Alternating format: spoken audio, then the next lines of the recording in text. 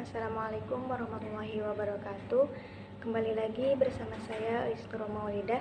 Di sini saya akan melanjutkan video yang kemarin, yaitu mereview buku yang berjudul Rekonstruksi Sejarah Al-Quran dan The Histories of Quranic Texts. Buku pertama yaitu Rekonstruksi Sejarah Al-Quran pada bagian bab 9 sampai penutup. Asal usul keragaman bacaan Al-Quran. Salah satu sebab yang melatar belakangi munculnya keragaman bacaan Al-Quran adalah ketidaksempurnaan aksara Arab, yakni scriptive defectiva, yakni tidak memiliki tanda-tanda vokal dan titik diakritis pembeda konsonan berlambang sama.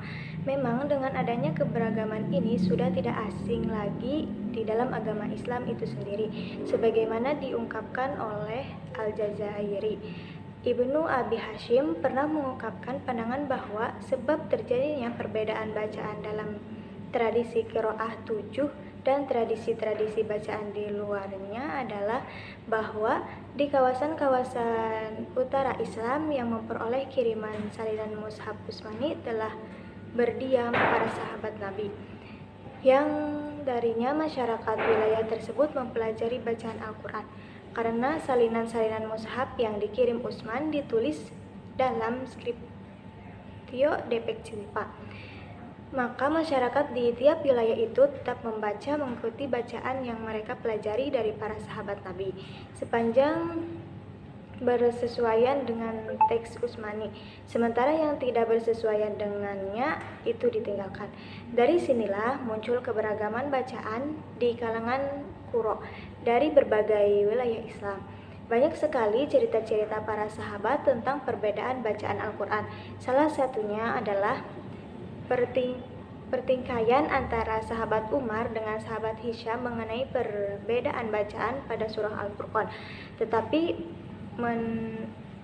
menenangkannya karena memang Nabi meminta sendiri agar umatnya mendapatkan keringanan dalam pembacaan Al-Quran sehingga menjadi 7 ahruf dalam bacaannya.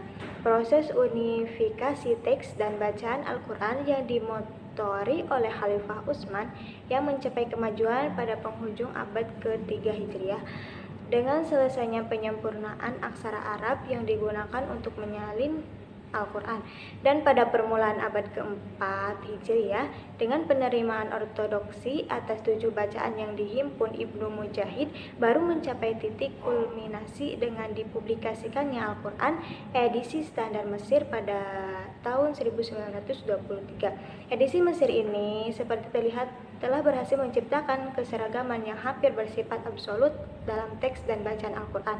Eksistensi keragaman bacaan dirasakan tidak lagi menyenangkan bagi kaum muslimin modern. Tetapi implikasi dari proses standarisasi ini dalam kenyataannya telah mempersempit ruang gerak berbagai upaya untuk memikirkan kembali Islam yang secara setia berpijak pada akar spiritualnya. Hal ini dikarenakan upaya-upaya semacam itu hanya bisa ditumpu pada tradisi teks dan bacaan tunggal yang disepakati, atau meminjam istilah yang digunakan Muhammad Arkoun, yaitu berpijak pada korpus resmi tertutup. Selanjutnya yaitu buku kedua, The Histories of Quranic Texts, pada bagian bab 11 sampai 13. Penyebab munculnya ragam bacaan. Salah satu pintu gerbang masuknya serangan pihak orientalis terhadap Al-Quran adalah membuat kekacauan terhadap nas teks Al-Quran itu sendiri. Kurang lebih terdapat 250.000 nas Al-Quran dalam membentuk manuskrip secara lengkap maupun sebagian. Sejak abad pertama hingga hari ini, kesalahan-kesalahan telah diklasifikasikan dalam lingkungan akademik pada 2 kelompok, disengaja ataupun tidak dalam koleksi manuskrip yang banyak ini. Sudah pasti dalam sekejap mata para penulis boleh melakukan kesalahan yang tidak disengaja. Ilmuwan yang membahas subjek itu tahu dan paham betul bagaimana susahnya kesalahan konsentrasi sesaat dapat membahayakannya. Sebagaimana kita maklumi, salah satu contohnya mushaf Utsmani itu betul-betul minus tanda titik. Goldziher, yakni bahwa pembedaan bacaan dalam Al-Quran adalah akibat kekeliruan dalam penulisan bahasa Arab.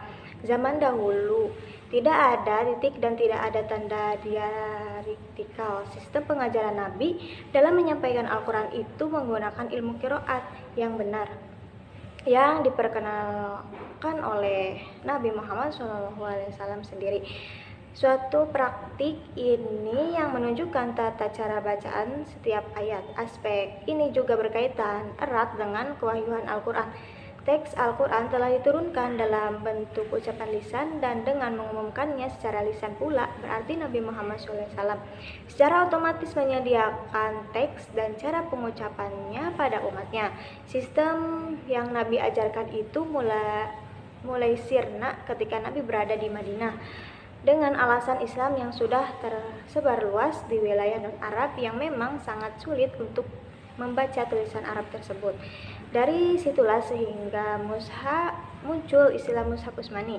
Para ilmuwan Yahudi dan Kristen sejak lama telah menyimpan obsesi ingin melecehkan adanya perbedaan terhadap Al-Quran. Hanya saja Allah telah begitu mudah mengamankan dan memelihara kitabnya sehingga segala upaya dan sumber yang jadi andalan hanya mampu menjadikan mereka kewalahan. Pada abad ke-20 ini menyaksikan adanya satu lembaga kajian Al-Quran yang didirikan oleh Universitas Munich. Seluruh ruang gedung dipenuhi sebanyak 40.000 nas Al-Quran dari berbagai abad dan negara, dan kebanyakan dalam bentuk foto asli. Sedang para stafnya asik menyibukkan diri membandingkan kata-kata dari setiap nas sebagai upaya yang tak kenal lelah dalam menyingkap perbedaan yang terdapat dalam Al-Quran. Upaya mencari perbedaan dalam Al-Quran terus berjalan tanpa henti, dan bahkan Brill ikut memanasi usaha ini dengan membuat ensiklopedia Al-Quran yang akan terbit dalam beberapa tahun mendatang. Di antara badan penasihatnya, selain para ilmuwan Yahudi dan Kristen, tak ada lain adalah Muhammad Arkoun dan Nasr Abu Zaid yang sudah dianggap sebagai penyeleweng di negara-negara Islam. Mungkin cukup sekian dari saya, kurang dan kurangnya mohon maaf. Wallahul muwaffiq ila aqwamit thoriq. Wassalamualaikum warahmatullahi wabarakatuh.